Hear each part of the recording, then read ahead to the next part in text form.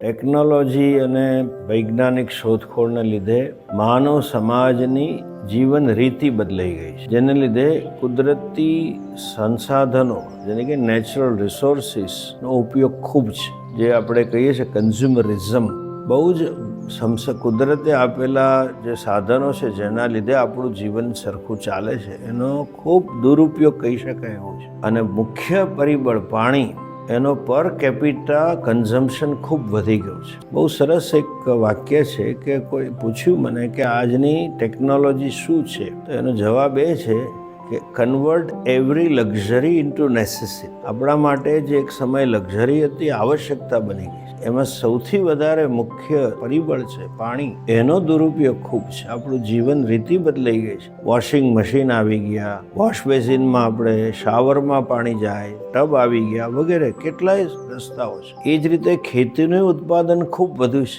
3 પાક આપણે લેતા થઈ ગયા.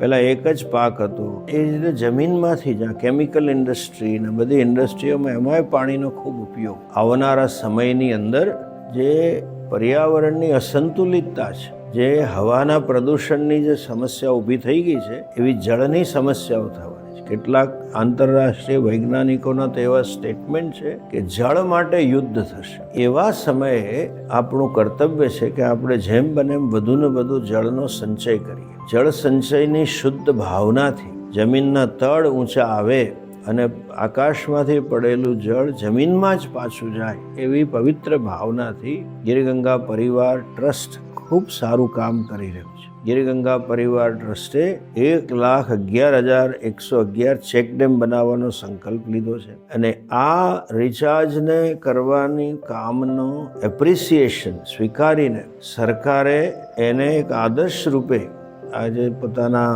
પોર્ટલ પર એનું રાખ્યું છે. PPP મોડલમાં આ એક મોડેલ અપનાવવા માટે સરકારે એને સ્થાન આપ્યું છે. જલ પ્રહરીનો 2023નો ભારત સરકારનો એવોર્ડ આ ટ્રસ્ટને આપવામાં આવ્યો છે. અને નેશનલ ડોક્યુમેન્ટરી જે બનાવી છે સરકારે જળ સંચય માટેની, એમાં પણ ગિરગંગાના મોડેલને દર્શાવવામાં આવ્યું છે. અને જુદા જુદા એવોર્ડ તો મળ્યા છે. સરકારની ખૂબ સહાય અને પ્રોત્સાહન છે. કારણ કે નરેન્દ્રભાઈએ જે જળ મિશનનું આવાહન આપ્યું, ભારતના સ્વતંત્રતાના 75 વર્ષ નિમિત્તે રાષ્ટ્રીય જે ઉજવણીની સમિતિ હતી એમાં હું સદસ્ય હતો. એમાં સંકલ્પ લીધો હતો કે દરેક જિલ્લામાં 75 તળાવ કૂવા બનાવવા, અને એનામાં આપણે આગળ લઈ જઈએ. કોઈ પણ કાર્ય રાષ્ટ્રનું જન આંદોલનની અંદર પરિણિત થાય તો એ કાર્ય અવશ્ય સફળ થાય છે. અને જન આંદોલન એ આપણી રાષ્ટ્રીય ભાવના છે, આપણા રાષ્ટ્ર પ્રત્યેનું કર્તવ્ય છે. અને મેં કહ્યું તેમ આપણે આવનારી પેઢીઓ પ્રત્યેનું કર્તવ્ય છે. એમાં આપણે સૌ જોડાઈએ, રાષ્ટ્ર ઋણ ચૂકવીએ. અને ભારત માતા ઘણા બધા ક્ષેત્રમાં આદર્શ બની છે. આજે સોલાર એનર્જીમાં આખા દુનિયામાં આપણું મોડેલ આદર્શ છે. એમ ઘણું બધું છે. એમ આપણે જળ સંચયમાં પણ ભારત એક આદર્શ શ્રેષ્ઠ રૂપ પ્રસિદ્ધ થાય એવી અપેક્ષા છે.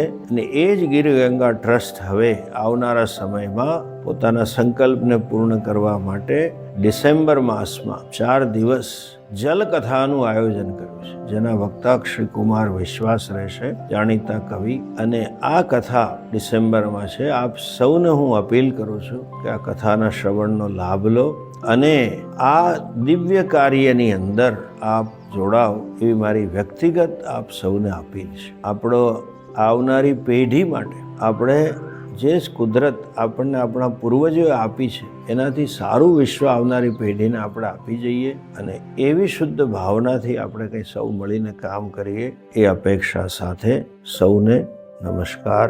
ઓમ નમો નારાયણ.